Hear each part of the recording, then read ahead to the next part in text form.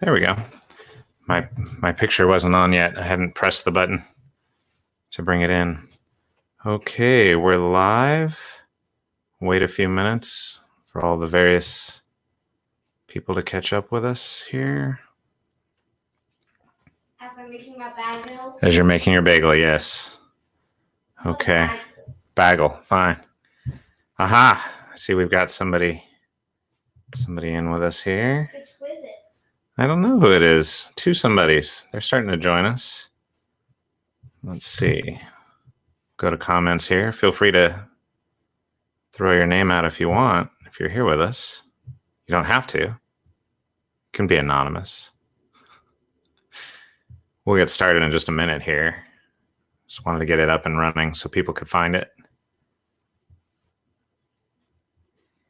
Okay. Hope you're all doing well at home. Micah is over there making a bagel. Bagel.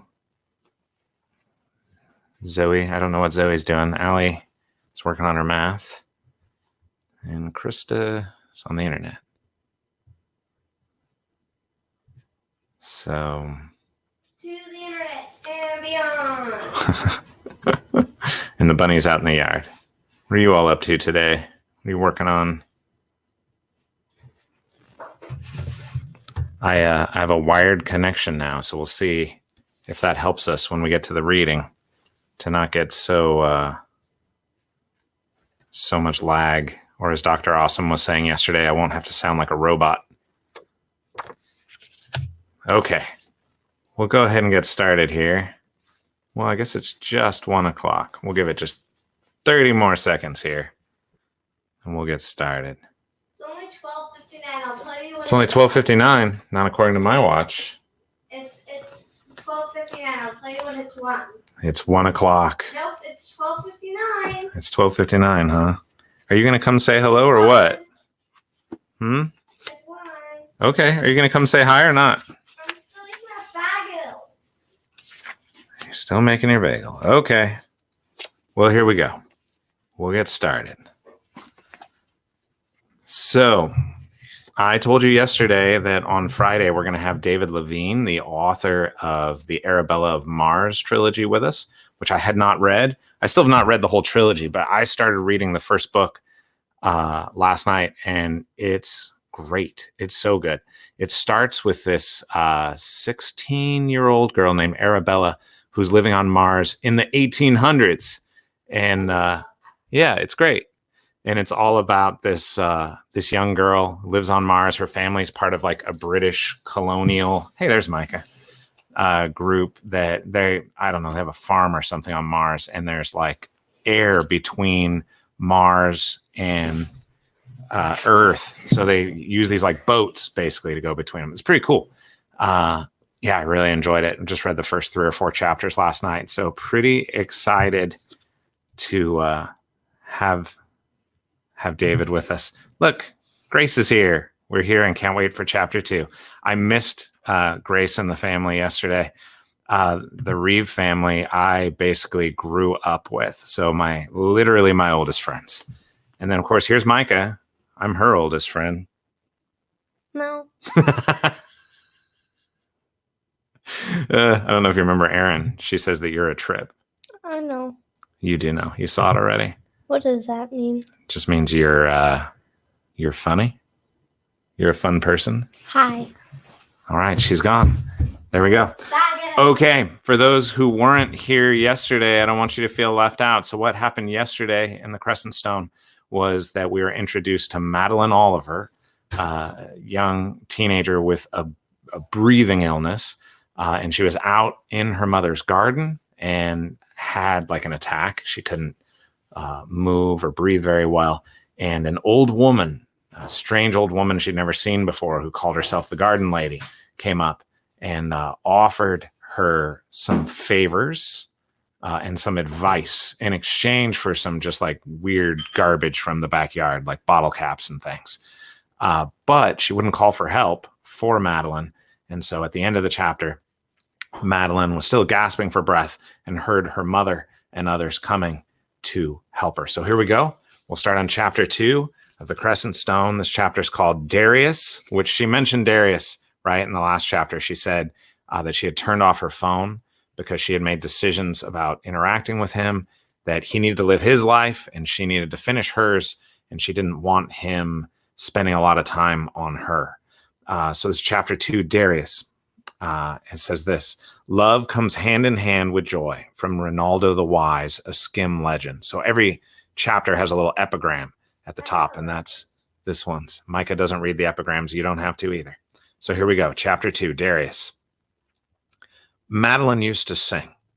In fact, she was lead soprano in the school choir last year, her junior year. She used to dance, ballet, contemporary hip-hop, swing. She used to drive down the road with her friends, all of them shouting over one another, laughing at each other.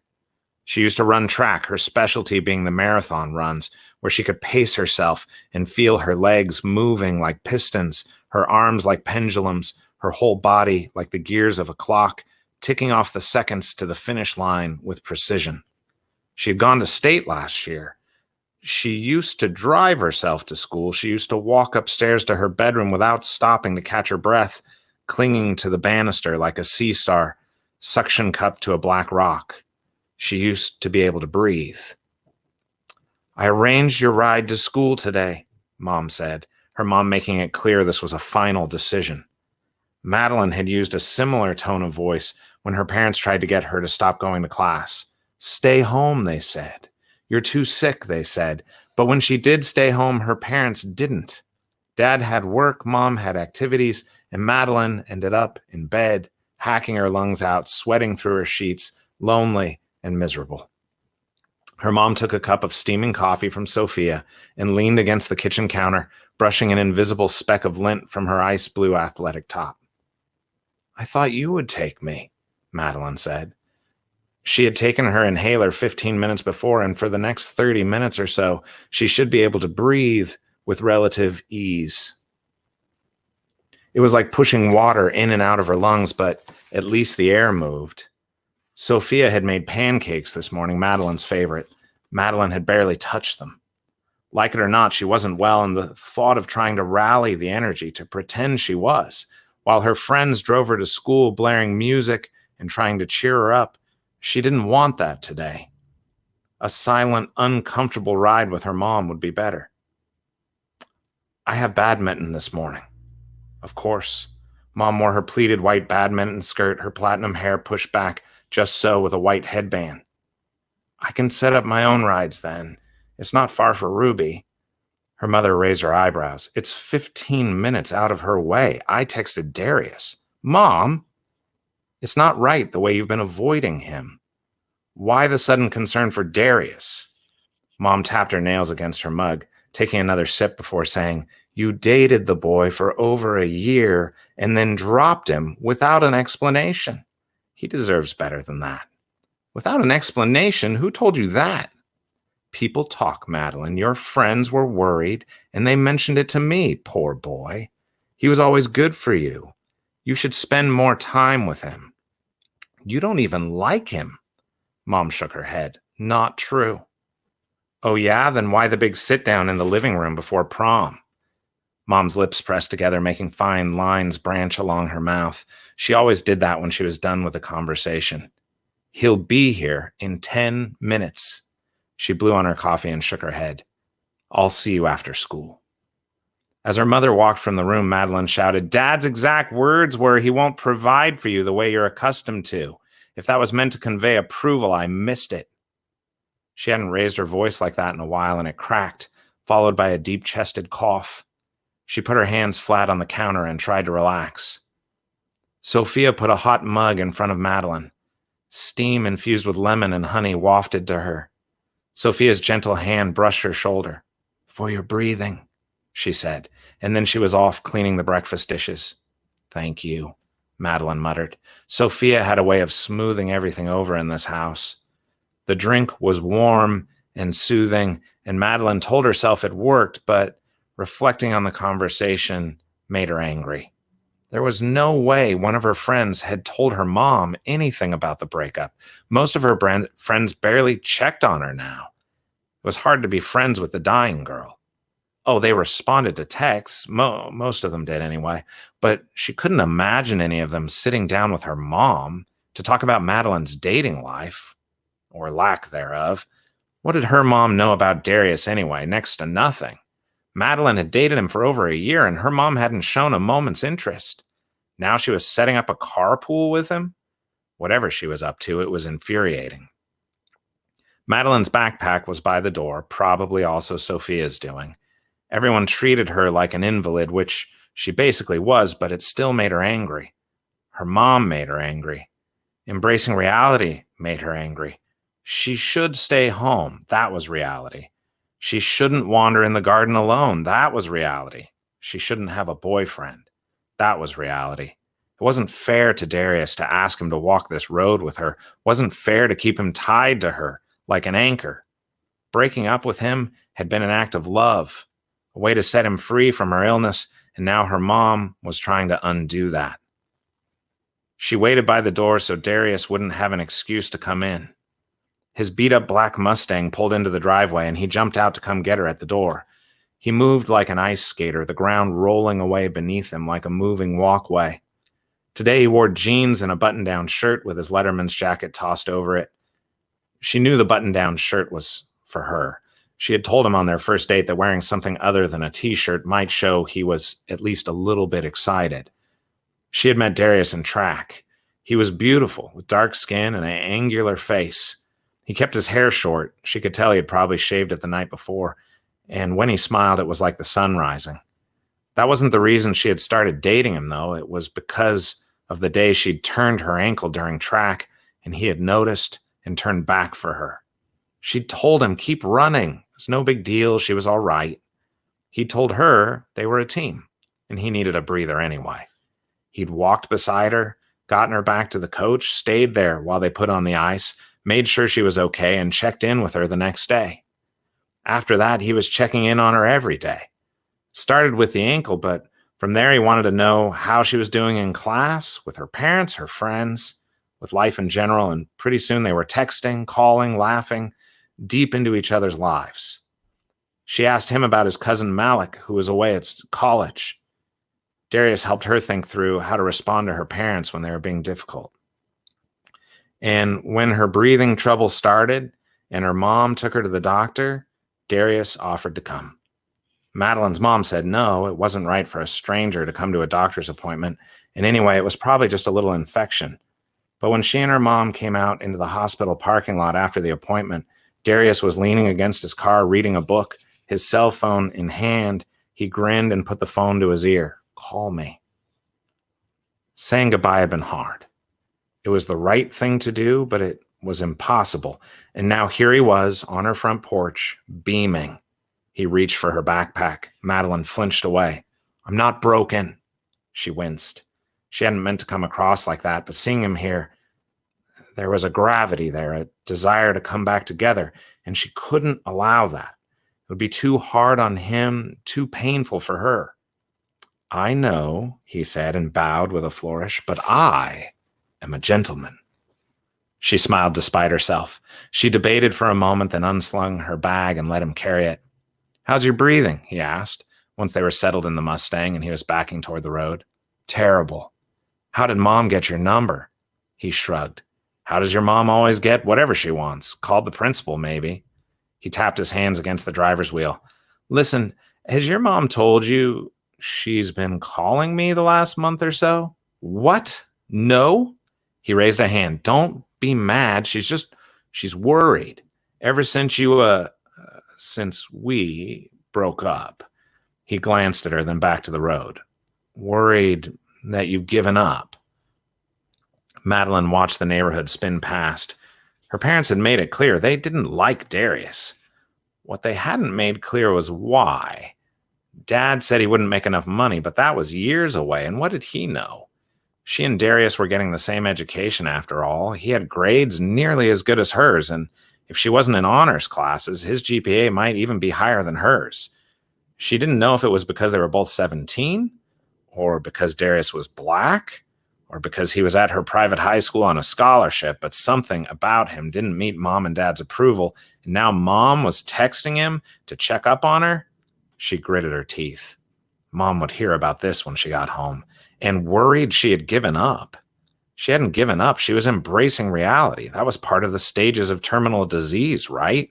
She'd gone through denial, through anger. Well, maybe not all the way through anger. Now she was approaching acceptance. There was nothing more to be done. No more treatments, no miracle cures. She was walking a path her parents couldn't go down. Not really. She was alone. And no one else needed to suffer this with her, not her parents, not her friends, and certainly not Darius. She turned his radio up and kept it loud until they got to school. Darius, without even asking, pulled up alongside her classroom instead of parking in the lot, so she wouldn't have to walk so far, of course.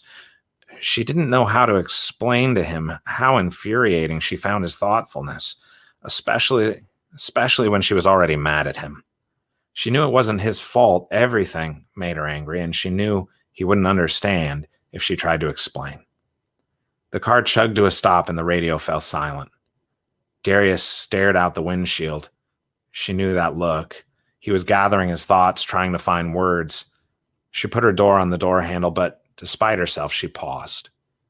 She missed hearing his voice, missed talking about life, about things that mattered. Maddie, he said. She melted a little at that. She had missed hearing the way he said her name. I got you something. He held a package wrapped in brown paper. He'd never been great at wrapping gifts, and this one was no exception. Too much paper, crookedly cut, with tape all over it, and an attempt at a bow made with twine. It was obviously a book. She couldn't take a gift, though. It wasn't fair to him, or to her, really. Darius, I bought it before we broke up, but it just got here. Shipped from England. She didn't say anything. I know you're going to love this, and I want you to have it. He held it out. When she took it, their fingers brushed against each other. Madeline pulled the tape loose and slid the book out. Darius, I can't believe this. It was a copy of her favorite book, The Griffin Under the Stairs by Mary Patricia Wall. It was the first of the Tales of Massalia, a series of children's fantasy novels. The final novel had never come out, so it wasn't as popular as other series and not as easy to find. But Madeline loved it best. Darius had never read the Massalia books until she got sick. He had come to her house, sat on the floor while she curled on the couch, and read aloud the whole series, a couple chapters at a time. It had taken months to get to the end. She had loved seeing the books through his eyes, listening to him talk about them, hearing his thoughts and questions and insights. First edition, Darius said proudly. Hardback, too.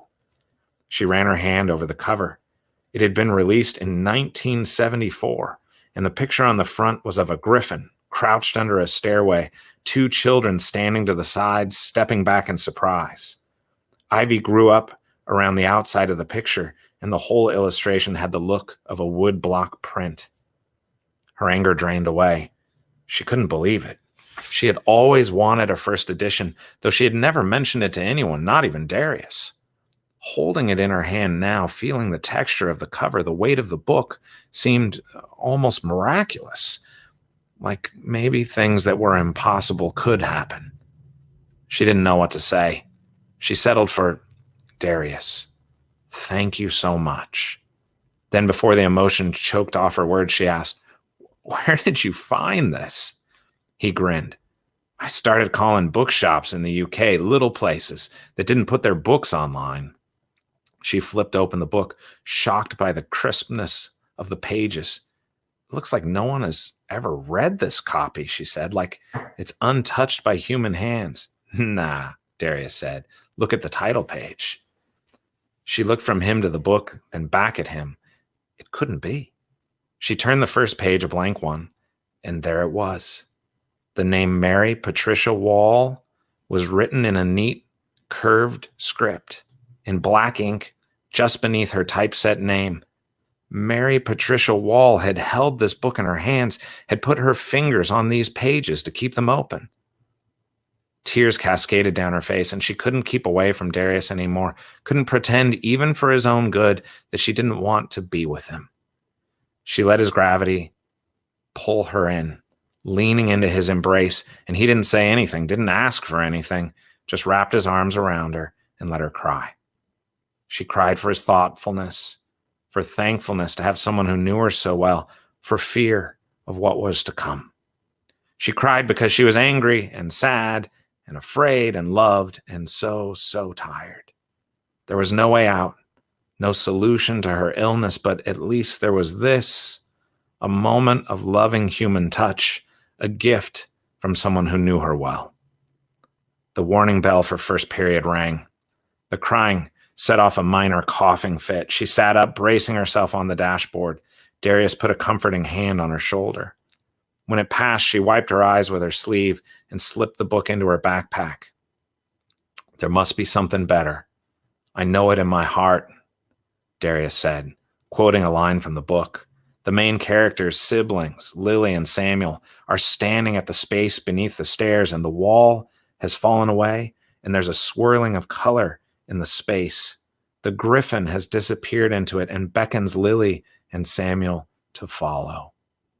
And the only impossible thing is that I would leave you. Madeline wiped her eyes again, then replied with Samuel's words to his sister Lily in the book. If we're together, I won't be afraid.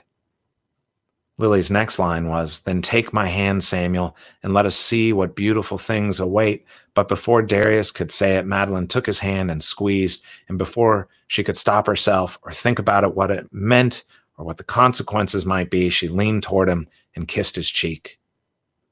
She pulled away, the heat from Darius's hand familiar and comfortable. She looked into those dark brown eyes so deep they were nearly black. It was like looking into the night sky if all the stars blinked at once. It had been weeks since she had looked at him like this, and she wanted him to reach out, to touch her cheek. Instead, he opened his door and came to get her. He walked her to class, her backpack on his shoulder, his hand on the small of her back, ready to catch her if she fell. Did she look as weak as that? If you need to go home early, text me, he said. His words were so gently delivered that she didn't get angry at the suggestion she couldn't make it through the day. You're going to be late for class, she said. He grinned. Impossible. Then he ran toward his classroom in that loping, long-legged stride of his, leaping like a deer over a planter so full of life and joy and breath. Your car, she gasped, shouted. He changed directions immediately, sprinting, a sheepish look on his face. I might be late to class, he yelled back, just as the bell rang again. And that's the end of chapter 2.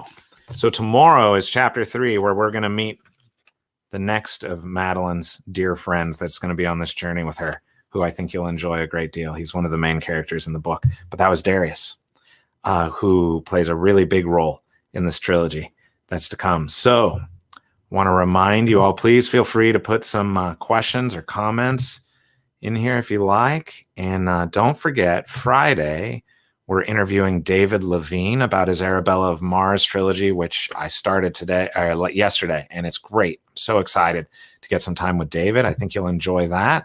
Don't forget, if you're wanting to keep track of where these daily broadcasts are, the best way to do that is to subscribe if you're on YouTube, or if you're on Facebook, go to facebook.com/Michelatusbooks, and you can follow that page there. And of course, always helpful to me for you to leave comments or likes or shares. Those things are always helpful. If you cannot stand to listen to me reading my own book, one chapter at a time, The Crescent Stone is available from Oasis Audio. And the woman who does the narration, I love her. Her name's Natasha. She sent me a long list of notes of questions about how to pronounce things and what voices should sound like. And I'm really pleased with the job she did. And also, I know right now on a lot of online booksellers, if you try to order a book, they're only shipping them if they're considered, I don't know, important enough to be in the shipments with your, toilet paper and flour and whatever. But Tyndale.com is filling orders right now. So you can get the Crescent Stone at Tyndale.com and they'll get it to you right away. So let me take a quick look at your comments. Patrick says, thanks, Matt. You're very welcome. Thanks for tuning in. Very excited. Sarah asks, when does the third book come out? It comes out next summer. So my due date of turning in the manuscript is this June 1st. So that's what I'm writing every day. Was working on it this morning. And it should come out, I'm guessing, mid to early summer 21. We want to get it out in time to go to BookCon in New York City, where I've made a lot of friends from taking the first two books. So that is very likely when and where it will be out, so we can get there. It looks like BookCon's going to get canceled possibly this summer or pushed back. I'm hoping not, because I've got a big surprise related to the Sunlit Lands scheduled for right around that time. We're hoping to announce it there simultaneously with a little giveaway. I love hearing the book from you. Thanks for doing that. My pleasure. So glad to. It's a lot of fun. And then another question here from my old friend, Dr. Awesome. I never call her Beth, by the way. The reason is because we went to a conference together. You know how on a conference you can say on your name tag what you want on your name tag. And when she registered, she put her name as Dr. Awesome. I don't know if she knew they would print that out, but they did. And she wore it. And it was like my favorite thing at the entire conference. And I always call her Dr. Awesome now. So let's see. Question. Do you ever say where Madeline lives? If not, where do you imagine it to be? Are these the right kinds of questions? Also, these readings are my new favorite thing, and the internet was perfect. So happy. I'm so glad. I have a wired connection now, so that's part of it. I'm directly in the Ethernet, so that's helping. Our internet has been awful. I don't know if it's the same for the rest of you, but our entire neighborhood is full of people who are home from work and kids who are home from school, and many of us needing to use it. So even though we recently upgraded, we canceled our cable, upgraded our internet, it's still been struggling a little bit. Do I ever say where Madeline lives? I don't precisely say, but I always imagine it on the West Coast for sure, in a Portland-ish place. I'm working on, in the third book now, I definitively mentioned some things about Portland in one, I don't want to give a spoiler, in one of the characters' stories. So I think we're pretty safe saying it's a suburb of Portland, most likely. And yes, these are absolutely the right kinds of questions. Any kind of question is the right kind of question. And then we have one of my dear friends who sent me a photo after yesterday of my face on their TV screen. Finally got on. Technology challenged old guy. Well, one, you're not that old, and two, you made it, which is more than a vast majority of the world didn't make it. So there you go. A wise question about whether it might be Vancouver. It could be. There are some similarities in some of the neighborhoods with the neighborhood I live in. Madeline lives in a nicer neighborhood than mine, but definitely some similarities there. So thanks everybody. It is such an honor to have you all here. Tomorrow we'll be on again at 1 p.m. Pacific time.